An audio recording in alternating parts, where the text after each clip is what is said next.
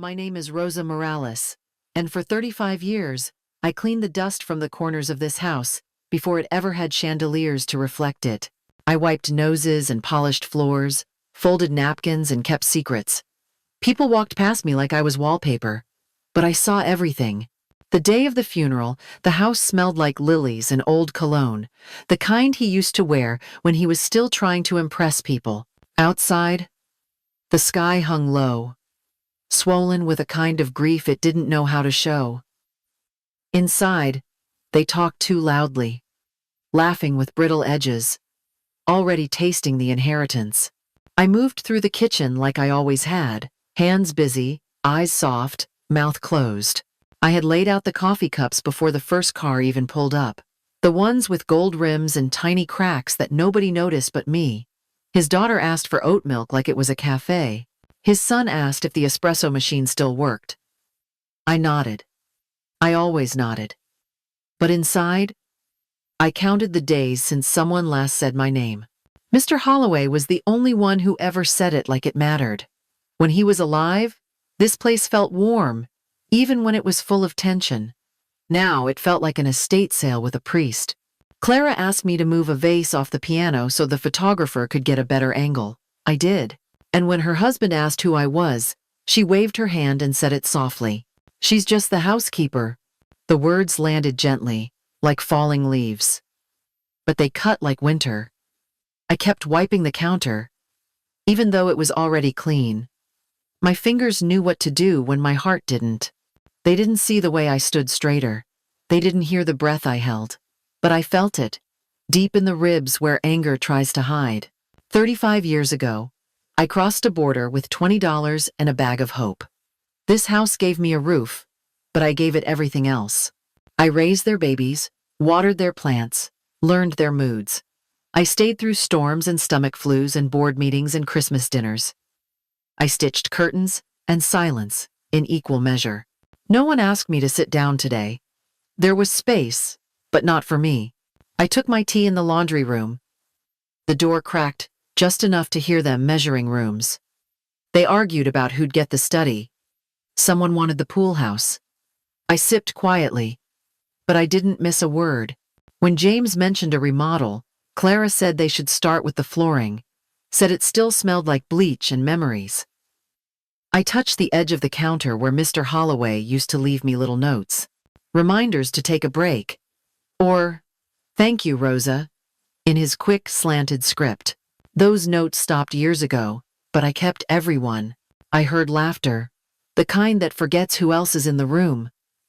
They were already peeling the house apart, room by room, like nothing sacred had ever happened here. I knew the sound of greed before it spoke. It always comes dressed as confidence. In the hallway, I watched one of the grandchildren slap a neon sticker on the antique armoire. "This one's mine," he said. He never even asked where it came from or who polished it every spring. The room didn't smell like morning anymore. It smelled like ambition and new money. I stood still, a ghost in my own story. But I wasn't gone, not yet. I still remember the bus ride into Houston, hot and humming, my fingers clenched around a paper bag that held all I had. My cousin had written the directions on a napkin, and I checked it every 5 minutes, afraid I'd lose my way before I even arrived. I didn't speak the language, not really, just enough to say please and thank you with my hands. The shelter let me stay for 2 nights. After that, I was on my own. I found day work cleaning offices and washing linens, quiet jobs that didn't ask questions if you didn't either. It was at a laundromat that I met him. Mr. Holloway stood beside a jammed washer, looking like a man with too much on his mind and not enough clean shirts. I helped him pry the door open with a butter knife and a prayer. He laughed and asked if I cleaned houses too. I didn't know if he was joking, but I nodded anyway. He scribbled his address on a receipt and said, "Come by on Saturday morning, early if I can." His company had just moved into a storefront next to a tire shop, and he said his wife was tired of scrubbing floors with a newborn on her hip. That Saturday, I walked 5 miles in shoes that blistered both heels. His wife answered the door in curlers, looking like someone who hadn't slept in weeks. She pointed me to the kitchen and said nothing else. I scrubbed for 6 hours without stopping. When Mr. Holloway came home, he didn't ask why I was still there. He just nodded at the shining sink and said it looked better than the last 3 times combined. He paid me $40, cash, and told me to come back next week. I did, and then the next, and the next. He never asked for papers. He never made me feel small. He gave me work when I needed it and paid me fairly. I didn't have a last name on a payroll stub, but I had dignity again, and that was enough for me to stay. I became part of their rhythm before I even realized it. It wasn't much, not then, but it was the first time in a long time I felt safe enough to exhale. It was a Tuesday afternoon when I found him sitting at the kitchen table, elbows on his knees, eyes fixed on the tile like it might solve everything. The baby monitor was quiet for once, and the house smelled faintly of burnt toast and worry. He didn't speak, but I saw it in his shoulders, the way they sagged, like the roof might collapse. I had overheard him on the phone the night before, pacing the hallway, whispering words like foreclosure and bankruptcy. The company was drowning, and he was trying to keep it afloat with pride and duct tape. I stayed silent, but I listened to every word. That night, I opened the old cookie tin I kept under the floorboard in the laundry room. Inside were crumpled bills and coins I had saved over 8 years. It was meant for a house back in Veracruz, maybe a tiny flower shop if the stars aligned. But I counted every dollar anyway. The next morning, I handed him an envelope with trembling fingers. He looked confused until he opened it, then stunned, then something close to ashamed. I told him to use it, but only if he promised not to tell his wife where it came from. He asked why, and I said because the house needed to survive more than my dream did. He didn't thank me. He just nodded, the kind that means something heavier than words. 2 weeks later, he took me to a notary's office tucked between a bait shop and a laundromat. We signed a deed revision, quiet and quick. My name was added beneath his on the land title, just in case, he said, as protection. He called it insurance. I never told a soul. Not his wife. Not my sister. Not the mirror. I folded the document in linen and buried it under a pile of winter blankets. It wasn't about owning anything. It was about knowing I had mattered when it counted most. That money saved his company. But it also became the one thing I kept close. Proof that I had done more than just mop floors and warm bottles. I had helped build something. I just never wore the badge. By the second morning after the funeral, the house didn't smell like flowers anymore. It smelled like lemon cleaner and ambition. The Holloway children moved through the halls with purpose, voices clipped, eyes sharp. I stayed quiet. That's what they expected. Just Rosa, still tidying corners and brewing coffee like nothing had changed. But everything had. James was the first to speak. He found me in the sunroom, folding linen napkins that no one would use. He cleared his throat like he was preparing for a speech, and said the family appreciated my loyalty, but things were moving fast. He mentioned an apartment complex across town that offered senior housing with cultural programming. He said it kindly, the way people say kindness when they mean goodbye. Clara followed later with a check in an envelope. It was light. I didn't open it. She said it was a gesture, something to help me transition. She mentioned how hard it was, losing a father, managing an estate, and trying to do what's fair for everyone. Her smile was polished, like the marble kitchen island they'd already started measuring for upgrades. I asked if I could stay until the end of the month, just to finish organizing things in the pantry. She hesitated for half a second before nodding, but I saw it in her eyes. She wanted me gone sooner. Boxes began to appear by the front door. One labeled kitchen, another marked study. I watched them move through each room with stickers and tape, talking about square footage and Pinterest boards. No one asked if I needed help carrying my things. No one asked if I had anywhere to go.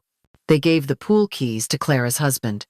The youngest grandson claimed the guest room, with a video game console and a soda can. No one paused to wonder where I would sleep that night. I found my cot still in the back laundry room. It had been pushed against the wall like a forgotten broom.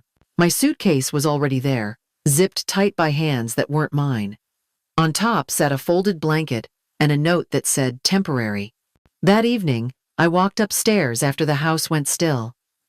I moved slowly, careful not to make noise on the old steps. In the corner of the linen closet was a small wooden box with a brass latch. I pulled it out and held it close. Inside was the deed copy with my name. Folded beneath it was the notarized statement from that afternoon with Mr. Holloway. The ink had faded slightly, but my name was still there.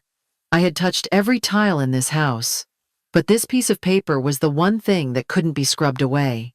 I sat on the edge of the bed I used to make for them.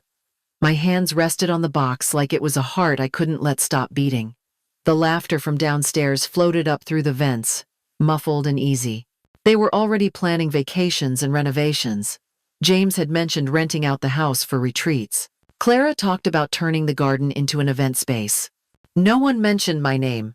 I thought about the mornings I woke up before sunrise to warm their baby bottles, the nights I stayed up with a fever to fold sheets for guests, the time I drove through a flood to get to the pharmacy because Clara had forgotten her insulin.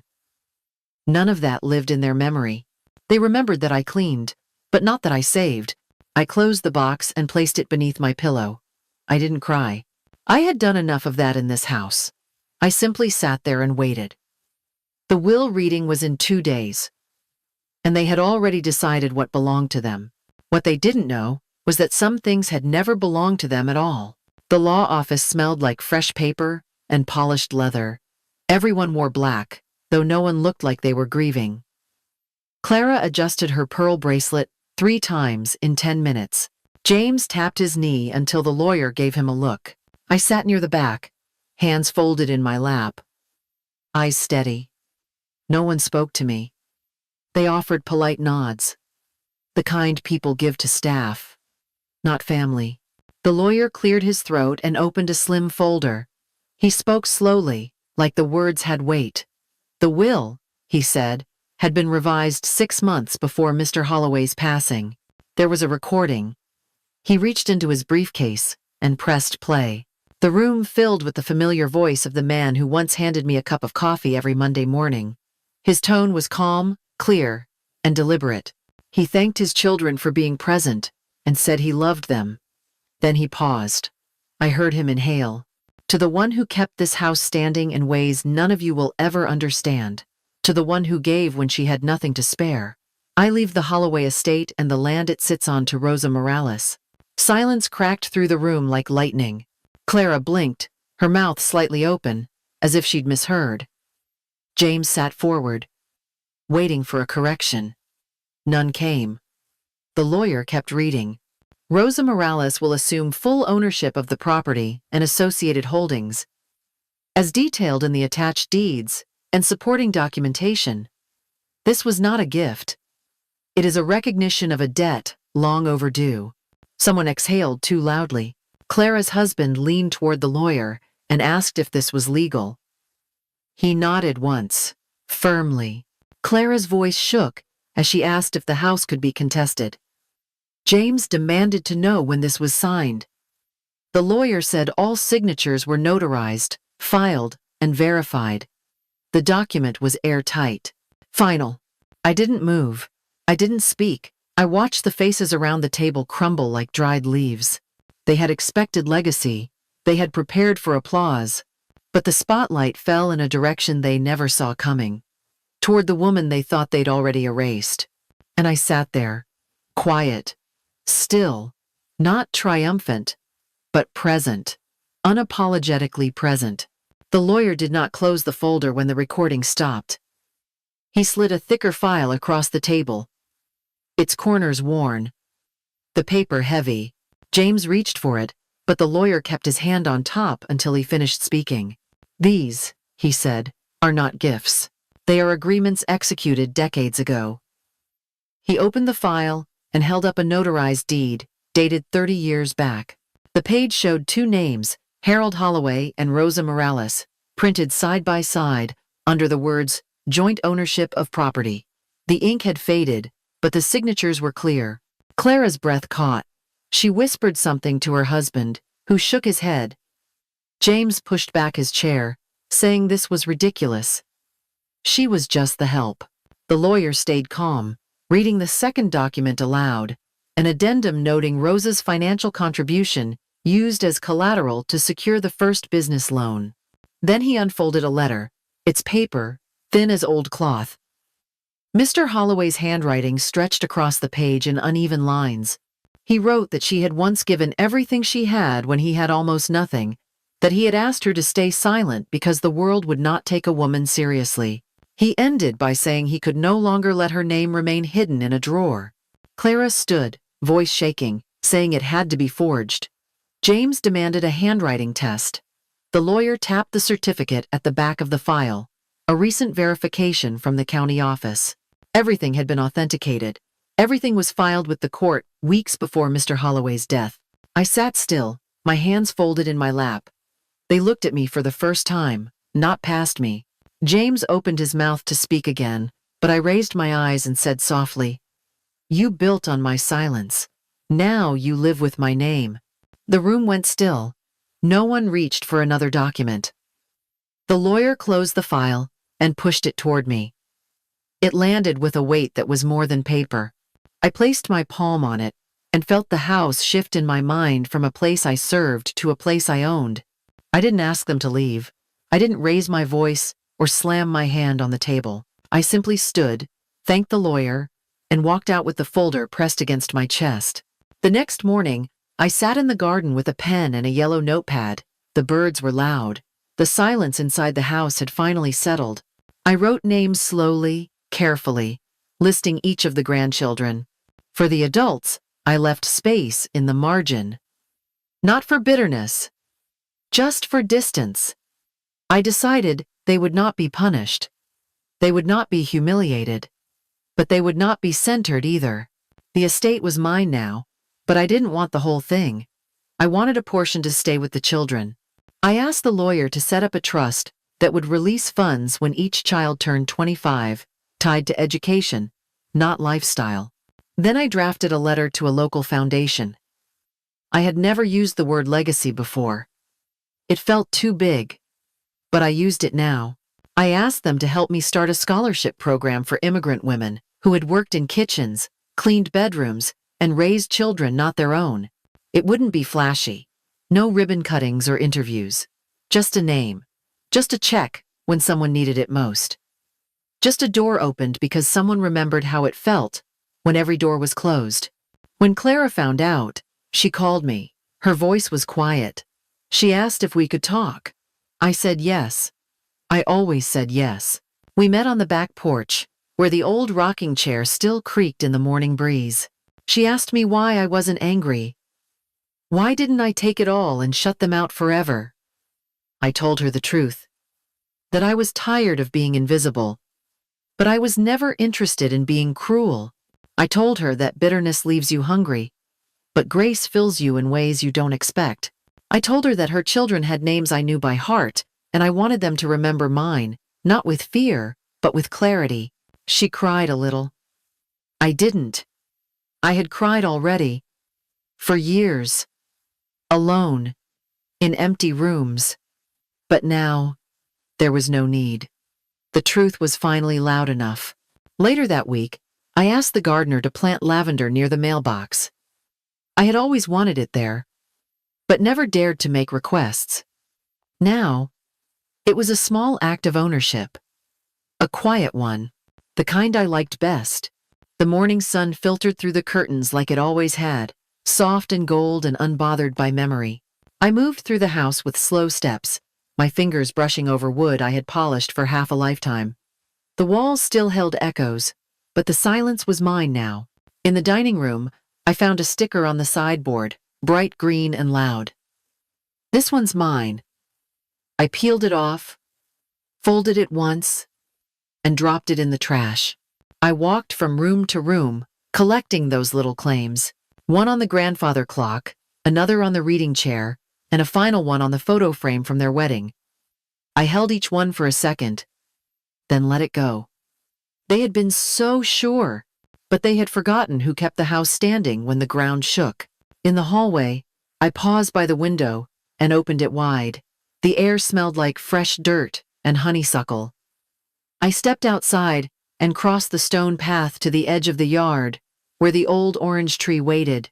Its branches were thinner now, The trunk slanted slightly, heavy from time, but it was still alive, still holding on. I lifted the watering can and poured slowly at the roots. The soil drank without protest. I watched the water disappear into the earth, steady and sure. This was never about revenge. It was about remembering. And I remembered everything. As I stood in that quiet yard, one hand resting on the tree we had planted together, I spoke aloud for no one but myself. I was never just the help. I was the foundation. And I am still standing.